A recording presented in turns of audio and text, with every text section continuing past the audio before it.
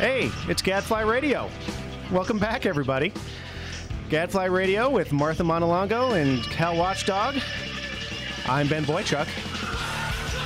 And I'm Martha Montelongo.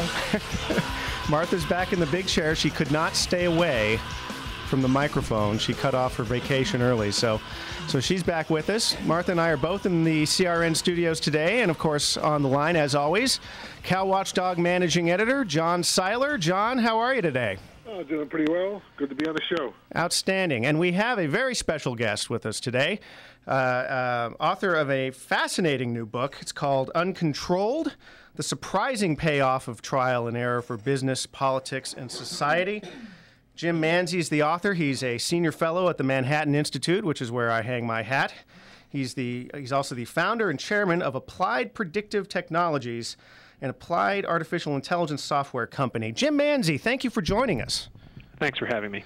Well, Uncontrolled is a fascinating book, and I was reading it and thinking about what we were going to talk about today, and I was thinking of something actually that California Governor Jerry Brown said earlier in the year.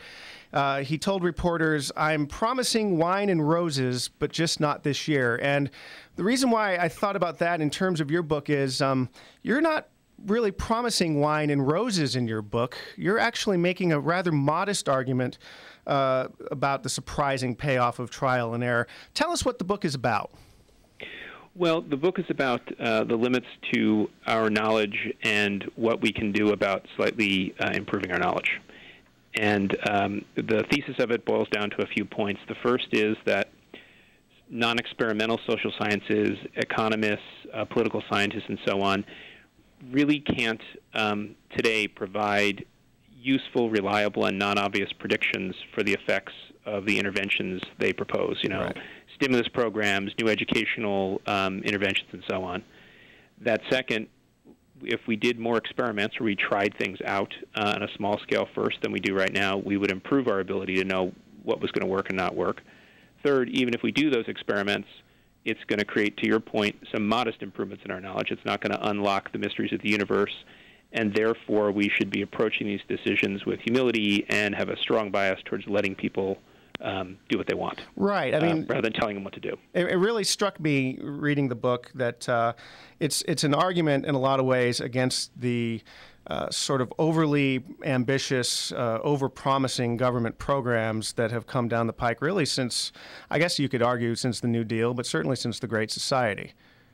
That's right. I mean, it's striking that when I attempted in writing the book to review every well-structured, randomized experiment of social programs that have ever been done.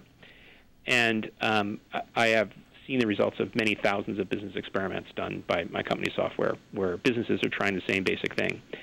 And what is very striking is that when you ask the question, okay, these programs sound really great, but when we have subjected them to real practical tests, okay, you think this improvement to schools will educate students better.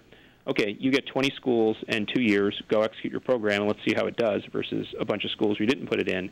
The fact is, almost nothing works. Right. Almost none of these programs really create material improvement in, repeated trials. Right. Well, when we get back from our break, we're coming up on a break right now, I want to talk about education quite a bit more, and I want to talk about some of the other policy suggestions that you make in Uncontrolled. You are listening to Gadfly Radio. I like that, Uncontrolled. Yeah, just let people be. Yeah, we're the best. Okay, good. All right. You're listening to Gadfly Radio with Martha, Ben Boychuk, and John Seiler on CRN Talk. We will be right back.